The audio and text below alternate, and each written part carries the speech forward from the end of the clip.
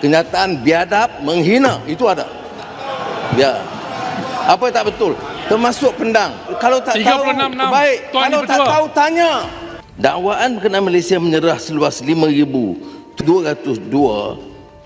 hektar kepada Indonesia sebagai pampasan bagi 3 buah kampung di kawasan Nunukan adalah tidak benar dan penipuan, kalaupun tidak niat jahat sama sekali. Jadi sebab itu kita harus terikat dengan perjanjian, ya.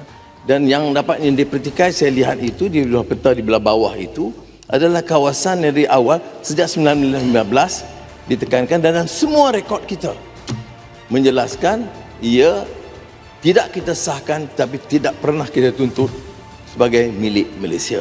Sampai hari ini, sampai detik ini, masih banyak kekayaan kita yang dicuri, yang diselundupkan, yang diambil oleh kekuatan-kekuatan yang tidak bertanggung jawab. TNI harus introspeksi diri. Dengan semua organisasi yang kita miliki, TNI harus tanggap, TNI harus bantu penegak hukum, TNI harus bantu pemerintah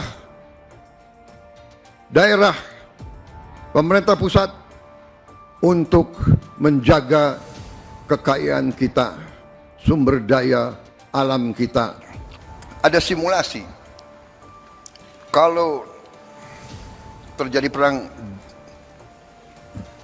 dunia ketiga, nuklir, kita yang tidak terlibat saja pasti kena. Kita akan kena partikel-partikel radioaktif. Mungkin ikan-ikan kita nanti akan terkontaminasi semua. Akan terjadi nuclear winter. Bagaimana jika perang dunia terjadi hari ini? Sudah seberapa siap Indonesia menghadapinya? Apakah negara kita bisa bertahan dari gempuran bangsa-bangsa asing? Apakah kita bisa selamat dari ancaman senjata nuklir yang mematikan? Pertanyaan-pertanyaan tersebut sedang berusaha dijawab oleh pemerintah Indonesia. Presiden Prabowo Subianto melanjutkan upgrade besar-besaran pada alutsista nasional. Mulai dari kapal induk militer sampai pesawat tempur canggih terus ditambah oleh NKRI. Indonesia sedang mempersiapkan diri untuk menjadi kekuatan militer terbaik di kawasan ASEAN, bahkan benua Asia. Negara-negara tetangga Indonesia seperti Malaysia tidak bisa lagi semena-mena.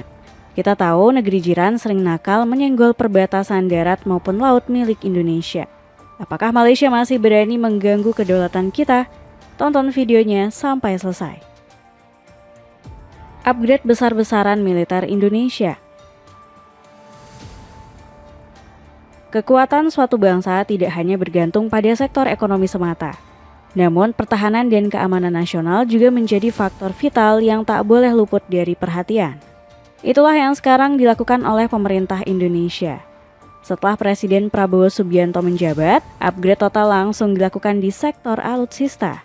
RI1 menetapkan modernisasi dan peningkatan alutsista sebagai prioritas utama di tahun pertama pemerintahannya. Kalian mungkin berpikir untuk apa Indonesia sibuk memperkuat peralatan militernya? Sebuah pertanyaan yang sangat wajar untuk muncul di kepala kalian. Karena tentu ada sektor-sektor lain seperti pendidikan, industri, dan sebagainya yang mungkin lebih prioritas untuk disorot dibanding pertahanan nasional. Namun saat keadaan geopolitik global sedang penuh gesekan, langkah Presiden Prabowo juga sangat masuk akal untuk dilakukan. Coba bayangkan bagaimana jika Indonesia mendapat serangan mendadak dari musuh.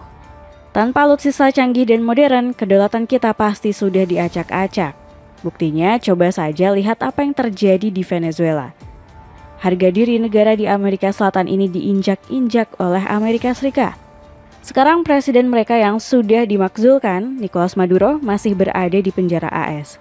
Itulah yang terjadi jika militer di sebuah negara lemah dan tidak didukung alutsista canggih. Indonesia tak ingin hal tersebut terjadi. Kedaulatan NKRI adalah harga mati yang tidak boleh ditawar atau diganggu oleh ancaman kekuatan asing. Coba dengarkan pula statement dari Prabowo tentang bahaya perang yang bisa mengancam Indonesia. Hampir semua merisaukan pecahnya Perang Dunia Ketiga. Kita di sini menghadapi tantangan, ya, perubahan iklim mengakibatkan kita menerima banyak bencana dan sebagainya. Tapi sekarang di tingkat dunia mengkhawatirkan akan terjadi perang dunia.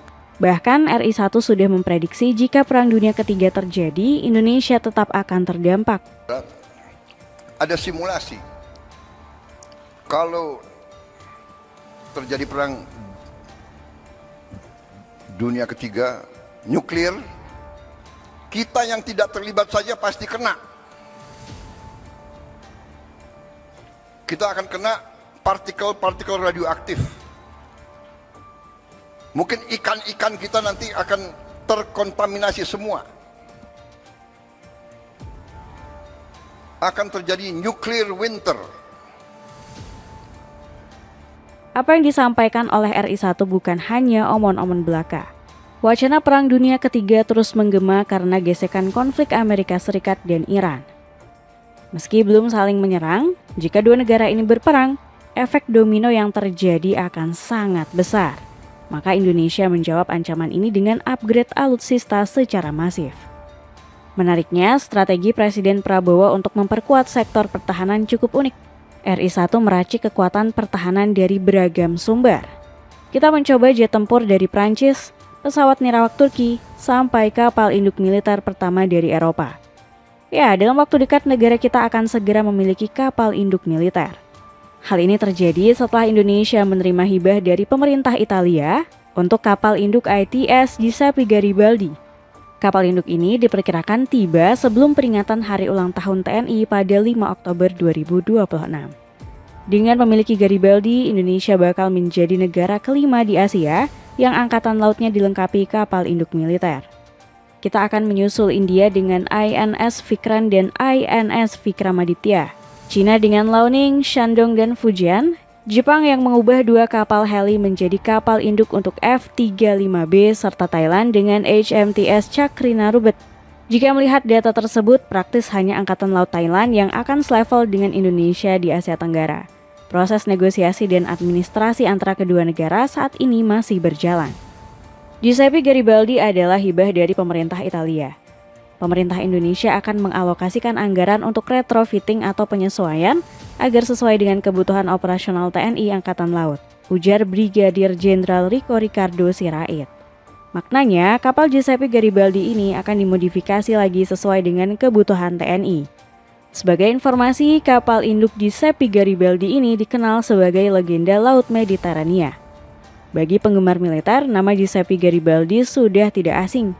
Diluncurkan pada 1983, kapal ini adalah kapal induk pertama Italia yang dirancang membawa pesawat vertical take-off dan landing atau VTOL dan helikopter.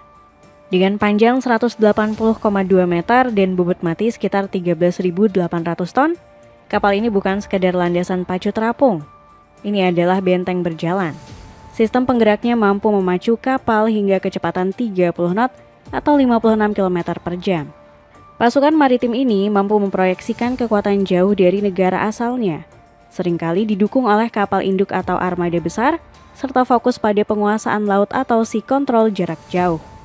Bukan cuma memperkuat kekuatan alutsista laut, Indonesia juga menambah persenjataan militer di udara.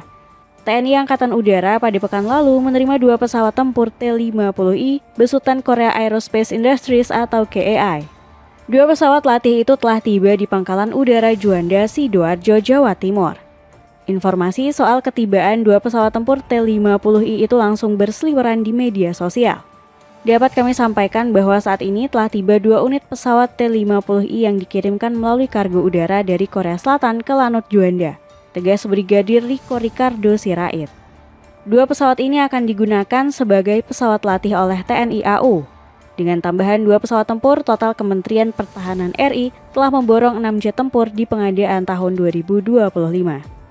Nilai kontrak dari pembelian 6 jet tempur T-50I mencapai 240 juta dolar AS atau setara dengan 3,4 triliun rupiah. Sebelum kedatangan T-50I, TNI AU sudah menerima 3 jet tempur Dassault Rafale asal Prancis.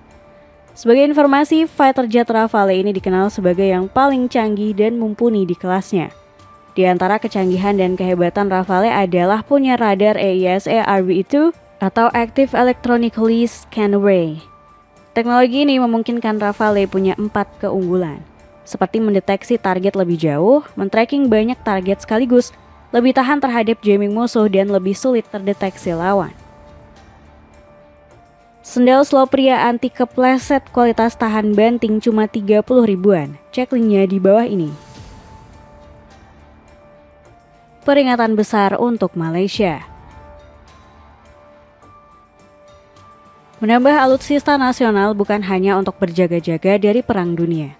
Indonesia melakukan ini juga untuk melindungi kedaulatan dari negara-negara tetangga yang nakal. Coba lihat apa yang terjadi di perang Thailand-Kamboja. Perbatasan menjadi titik sentral bagi kedua belah pihak, dan perbatasan juga yang menjadi percikan awal konflik di antara kedua negara. Jika Indonesia tidak peduli dengan perbatasan, maka kita bisa mengalami kejadian naas seperti pada Desember 2002. Saat itu 2 pulau penting lepas dari wilayah NKRI. Adalah Pulau Sipadan dan Ligitan yang jatuh ke kekuasaan Malaysia. Mahkamah Internasional saat itu memutuskan negeri jiranlah yang lebih berhak mengklaim Sipadan dan Ligitan. Alasannya karena Malaysia lebih aktif mengelola dan melakukan pembangunan ketimbang Indonesia. Kini Sipadan dan Ligitan masuk menjadi milik negara bagian Sabah. Isu perbatasan adalah masalah sensitif untuk Indonesia dan Malaysia. Sekarang kedua negara masih saling waspada dengan sengketa Blok Ambalat dan sengketa Pulau Sebatik. Bahkan isu perbatasan sempat membuat parlemen Malaysia gaduh. Anggota Dewan Rakyat Malaysia mengamuk saat mengetahui Anwar Ibrahim lebih membela kepentingan Indonesia. Perdana Menteri Malaysia ini dituduh berkhianat. Kenyataan biadab, menghina, itu ada. Ya. Apa yang tak betul? Termasuk pendang. Kalau tak tahu, baik. Kalau tak tahu, tanya. Tuduhan ini langsung dibalas keras oleh Anwar karena merasa direndahkan. Dia langsung menyebut para anggota parlemen tersebut sebagai orang biadab. Pasalnya, mereka dengan semena-mena menuduhnya sebagai pengkhianat bangsa sendiri. Anwar kembali menyemprot para anggota parlemen yang menurutnya asal bicara soal isu perbatasan Malaysia dan Indonesia. Jika Anda tidak tahu, tanyakan. Jika Anda tidak tahu, jangan mengumpat. Jika Anda tidak tahu, tanyakan. Katanya pada sidang Dewan Rakyat di sini hari ini, ucap Anwar. Selain memarahi para anggota parlemen yang kontra, politikus 78 tahun ini juga membantah telah mengkhianati Malaysia. Ia menjelaskan kalau tak ada sejengkal pun tanah Malaysia yang diserahkannya pada Indonesia. Kerana Malaysia menyerah seluas 5,227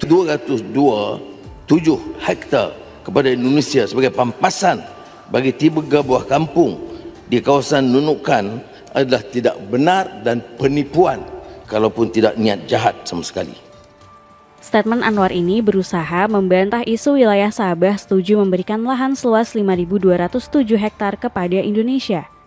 Penyerahan wilayah tersebut merupakan tukar guling atas 3 desa di Pulau Sebatik, yakni Kampung Kabulangalor, Kampung Lepaga, dan Kampung Tetagas yang masuk Malaysia. Sebagai informasi, Indonesia memang kehilangan batas wilayah 3 desa tersebut yang jatuh ke Pulokan Malaysia. Hal ini sudah dikonfirmasi oleh Menteri Agraria dan Tata Ruang Ossi Dermawan. Meski kehilangan 3 desa di Pulau Sebatik yang sekarang menjadi milik Malaysia, pemerintah Indonesia berhak mengklaim 127 hektar di wilayah Sebatik. Kalau hasil konsekuensi atas kesepakatan, Indonesia mendapatkan hak seluas 127 hektar, sedangkan Malaysia mendapatkan hak seluas 4,9 hektar. Tambah Ossi Dermawan selaku Wakil Menteri Agraria dan Tata Ruang. Berdasarkan penjelasan Wakil Menteri Agraria dan Tata Ruang ini, Indonesia untung besar. Pemerintah RI mendapatkan ratusan hektar wilayah baru setelah kehilangan 3 desa di Pulau Sebatik. Masalah perbatasan ini langsung menyita perhatian Presiden Prabowo Subianto. Lewat pidatonya yang berapi-api, ia menekankan pentingnya peran tentara untuk membantu pemerintah mengusir intervensi asing, termasuk perihal batas wilayah. Masih banyak kekayaan kita yang dicuri, yang diselundupkan, yang diambil oleh kekuatan-kekuatan yang tidak bertanggung jawab. TNI harus introspeksi diri. Dengan semua organisasi yang kita miliki, TNI harus tanggap, TNI harus bantu penegak hukum, TNI harus bantu pemerintah daerah, pemerintah pusat untuk menjaga kekayaan kita. Indonesia tentu nggak ingin kecolongan lagi seperti peristiwa yang terjadi pada 27 Januari lalu. Saat itu kendaraan taktis militer Malaysia menerobos desa Krayan, Kabupaten Nunukan. Pada 2015, kapal perang Malaysia juga sering berkeliaran di Laut Ambalat. Padahal wilayah perairan tersebut adalah mutlak milik NKRI. Masalah Ambalat juga kembali memanas pada Agustus 2025 silam. Saat itu Malaysia tiba-tiba menyebut Laut Ambalat sebagai Laut Sulawesi.